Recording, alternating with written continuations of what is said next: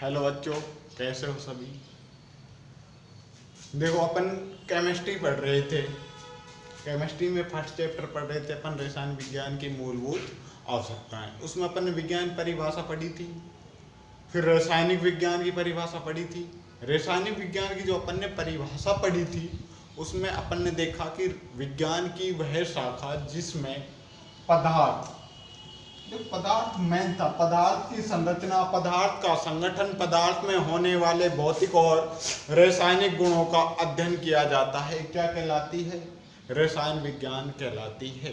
अब अपन देखें रसायन विज्ञान यानी केमिस्ट्री में जो पूरी केमिस्ट्री है वो पदार्थ के इर्द गिर्द घूम रही है, पदार्थ की ही संरचना के बारे में बोल रही है, पदार्थ के गुणों के बारे में, पदार्थ के संगठन के बारे में। तो पहले अपन ने क्या पढ़ा? पदार्थ पढ़ा। क्या पढ़ा अपन ने? पदार्थ पढ़ा। पदार्थ में परिभाषा दे दी थी कि ब्रह्मांड में उपस्थित कोई भी वस्तु जिसका द्रव्यमान हो यानी वजन हो 100 ग्राम, 200 ग्राम, 1 किलो, 2 किलो, 10 किलो, 50 किलो, वो जिसका द्रव्यमान हो, भाई क्या हो? द्रव्यमान हो, और आयत स्थान को घेरती हो, द्रव्यमान हो यानी वजन, और दूसरा क्या था? स्थान घेरती हो यानी आयतन हो, क्या कहलाती है? आयतन हो, क्या कहलाती है? पदार्थ कहलाती है। ये तक अपन ने पढ़ लिया था। फिर पदार्थ का अपन ने वर्गीकरण कर लिया था। वर्गीकरण पदार्थ का दो तरीके से होता है, एक भौतिक और एक रासायनिक। भौतिक वर्गीकरण होता है जो पदार्थ की अवस्थाओं के आधार पर होता है। अवस्था 3 प्रकार, मुख्यतः तो होती तो 5 प्रकार की है, लेकिन मुख्य 3 होती है, ठोस, द्रव और गैस। उन अवस्थाओं को मैंने पढ़ लिया था। आकार निश्चित है, अनिश्चित है। ठोस में जैसे आकार, आयतन, द्रव्यमान तीनों निश्चित होते हैं। ये मैंने पढ़ा दिया था पिछली वाली वीडियो में। अब क्या करेंगे अपन? नेक्स्ट जो पढ़ेंगे वो पढ़ेंगे पदार्थ का रासायनिक वर्गीकरण।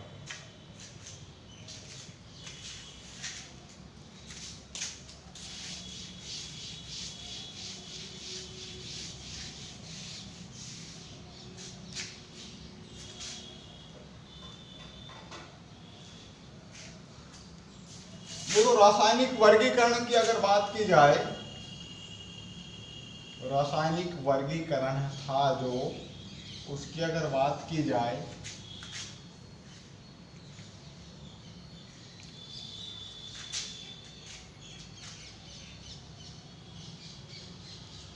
तो रासायनिक वर्गीकरण के आधार पर 2 प्रकार के थे, शुद्ध पदार्थ और दूसरा था मिश्रण। शुद्ध पदार्थ में फिर 2 प्रकार का था, तत्व और दूसरा था यौगिक।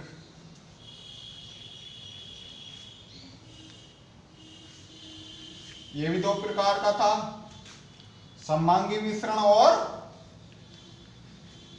विषमांगी मिश्रण। ठीक है। नंबर 1 पढ़ेंगे अपन शुद्ध पदार्थ।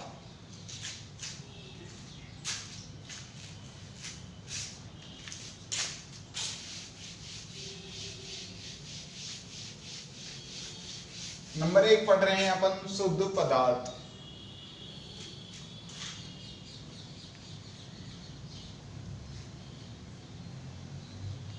नंबर 1 पे पढ़ेंगे अपन शुद्ध पदार्थ।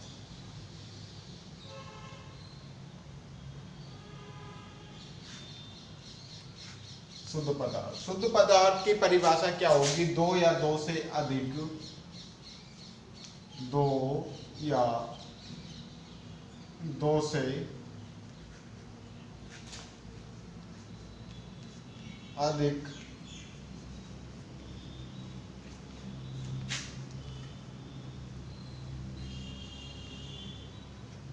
परमाणु, ब्रैकेट में लिखेंगे अपन, तत्व का,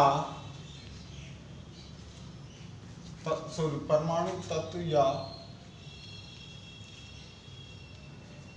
यौगिकों का संगठन,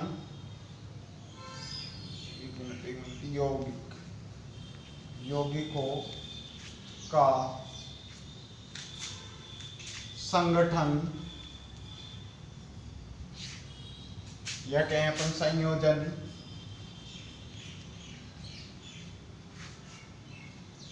शुद्ध पदार्थ कहलाता है, शुद्ध पदार्थ कहलाता है।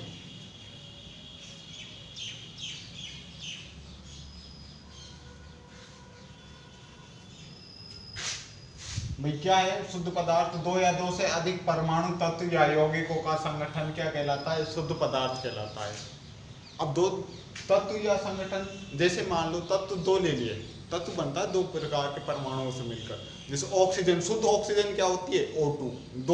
दो ऑक्सीजन आपस में जुड़ेंगे। अरे O2 का निर्माण कब होगा? दो ऑक्सीजन जुड़ेंगे जब।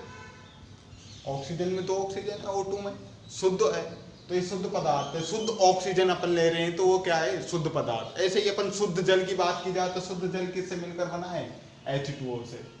एक निश्चित संयोग से H2O काफी सारे मिल जाते हैं, एक जल का निर्माण हो जाता है। अब शुद्ध जल में सिर्फ H2O ही होंगे, यानी शुद्ध यौगिक होगा H2O का और तत्व होंगे O2 के, तो निर्माण शुद्ध पदार्थ का हो जाता है। शुद्ध पदार्थ में किसी भी तरह की कोई मिलावट नहीं होती, ध्यान रहे, वो शुद्ध ही होता है। जैसे एक साफ मिनरल वाटर की अगर जैसे अपन बात की जाए तो एक शुद्ध H2O होता है, तो उसको शुद्ध पदार्थ अपन बोलेंगे। एक ऑक्सीजन की अगर बात की जाए, जो ऑक्सीजन सिलेंडर में ज़्यादातर उपयोग में लगती है, O2, तो ऑक्सीजन, शुद्ध ऑक्सीजन O2 एक शुद्ध पदार्थ की श्रेणी में आती है। यह कहलाता है शुद्ध पदार्थ। शुद्ध पदार्थ भी दो भागों में बांटा गया है। शुद्ध पदार्थ है उसे भी दो भागों में बांटा गया है। मैंने अभी बताया था एक तत्व, नंबर 1 पर कौन सा है? तत्व।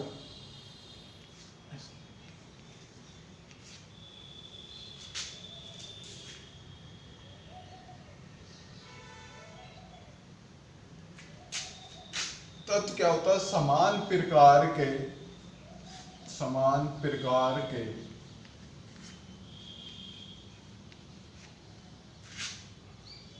या अपन के समान परमाणुओं के संयोजन से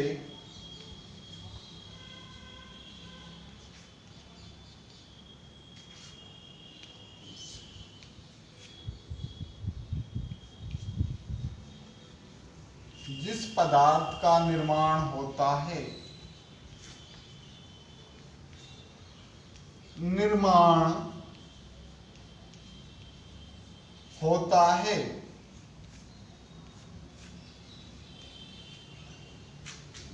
तत्व कहलाते हैं।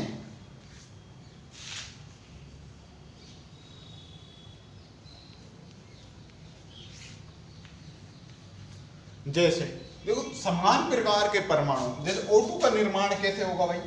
ऑक्सीजन प्लस ऑक्सीजन मिलेंगे, O2 का निर्माण हो गया। इसमें देखो O2 के जो निर्माण में हो रहा है, अब यहाँ देखो गौर से देखो, O2 का जो निर्माण हो रहा है वो समान प्रकार के परमाणुओं से मिलकर हो रहा है। ऑक्सीजन या ऑक्सीजन, कोई असमान तो नहीं है ना, दोनों ऑक्सीजन समान है, तो O2 का निर्माण हो रहा है, समान परमाणुओं से मिलकर O2 का निर्माण हो रहा है, तो इनको बोलेंगे तत्व। क्या बोलेंगे? तत्व, जो समान प्रकार के उनसे मिलकर बना होता है। उदाहरण के तौर पर और भी बन जाते हैं, जैसे H2N2, तो अपन इसमें उदाहरण ले लेते हैं, ऑक्सीजन, कार्बन, CO2 बन जाता है, हीलियम बन जाता है, H2 बन जाता है, आदि क्या है इसके उदाहरण हैं। समान ही परमाणु जुड़ेंगे, इसमें दूसरा नहीं जुड़ेगा, ध्यान रहे। ऑक्सीजन ही जुड़ेंगे, कार्बन ही जुड़ेंगे, हीलियम भी जुड़ेगा। समान प्रकार के परमाणु के संयोजन से जिस पदार्थ का निर्माण होगा उसे तत्व कहा जाएगा, शुद्ध पदार्थ का उदाहरण है। देखो अपन गोल्ड देखते हैं, क्या है गोल्ड? Au, बड़े Au, सोना होता है। सोने में किसी प्रकार की कोई मिलावट होती है क्या? नहीं होती, वो एक ही प्रकार के तत्वों से मिल जाता है। कैसे भाई? गोल्ड होता है, सोना होता है, जो Au गोल्ड, सोना का प्रतीक होता है Au, गोल्ड। अब सोने का जब भी निर्माण होगा या चांदी का, सिल्वर जिसको अपन बोलते हैं, Ag जो सिल्वर होता है, अगर उनका जब भी निर्माण होगा तो वो समान प्रकार के, अगर सिल्वर चांदी है जो उसका निर्माण होगा तो एजी मिलेंगे आपस में सारे, बहुत सारी संख्या में। शुद्ध पदार्थ होता है एकदम चांदी होती है जो एकदम बिल्कुल शुद्ध पदार्थ होती है, क्योंकि उसमें सिर्फ एज ही उपस्थित होता है। ऐसे ही गोल्ड में एयू परमाणु ही उपस्थित होता है, समान प्रकार का कोई दूसरा नहीं होता, शुद्ध गोल्ड है, ये शुद्ध पदार्थ होते हैं। फिर तत्व भी कई 2-3 प्रकार के होते हैं, मुख्यतः धात्विक, धातु तत्व। जो धातुएं होती हैं वो धातु तत्व में आती हैं। इन धातुओं के बारे में मैं नेक्स्ट बता दूंगा। अधातु तत्व, इनके बारे में अभी तीसरे चैप्टर में पढ़ेंगे अपन। धातु क्या होती हैं, अधातु क्या होती हैं, और एक होता है उपधातु, उपधातु तत्व। धातु और अधातु, उपधातु, जो धातु तत्व होते हैं जिनसे धातुओं का निर्माण होता है, धातु बनती हैं, धातु होती हैं, वो होते हैं धातु तत्व। जो धातु नहीं होते अधातु तत्व होते हैं। उपधातु, जिनमें धातु और अधातु दोनों के गुण पाए जाते हैं, क्या कहलाते हैं, उपधातु तत्व कहलाते हैं।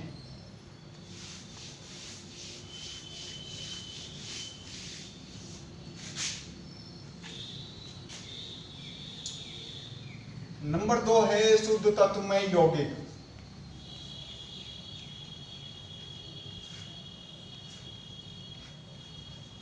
नंबर 2 है शुद्ध तत्वों में यौगिक।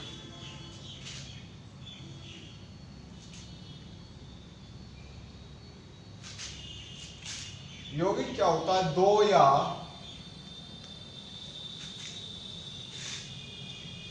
दो से अधिक परमाणुओं के निश्चित अनुपात से, परमाणुओं के निश्चित अनुपात से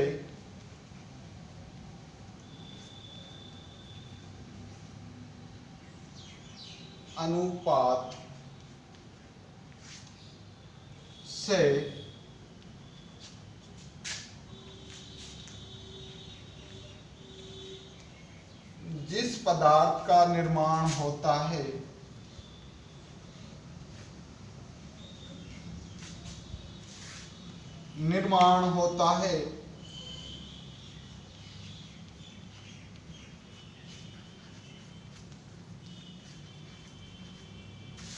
यौगिक कहलाते हैं, यौगिक कहलाते हैं।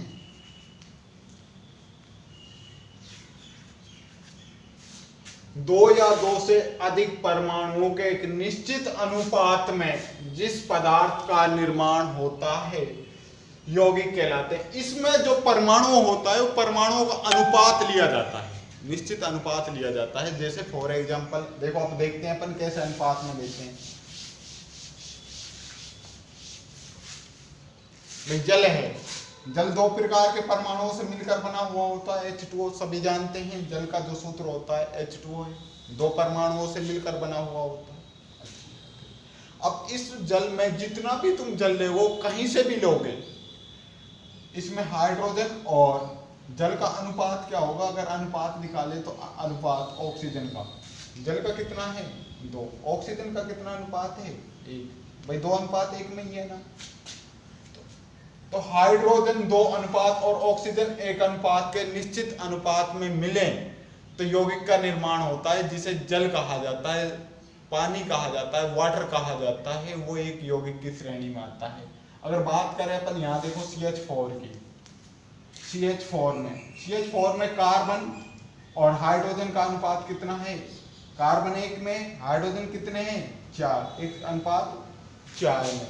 1 अनुपात कार्बन 1 अनुपात में और हाइड्रोजन 4 अनुपात में जब भी मिलेंगे तो CH4 मेथेन का ही निर्माण करेंगे, CH4 का ही निर्माण होगा। इस तरीके से काफी सारे हैं, C2H5OH है, अमोनिया हो गया, NH3 हो गया, H2O जल हो गया, ये काफी सारे इसके उदाहरण हैं यौगिक के। ध्यान दें, H2O हो गया, CH4 हो गया, CH2 हो गया,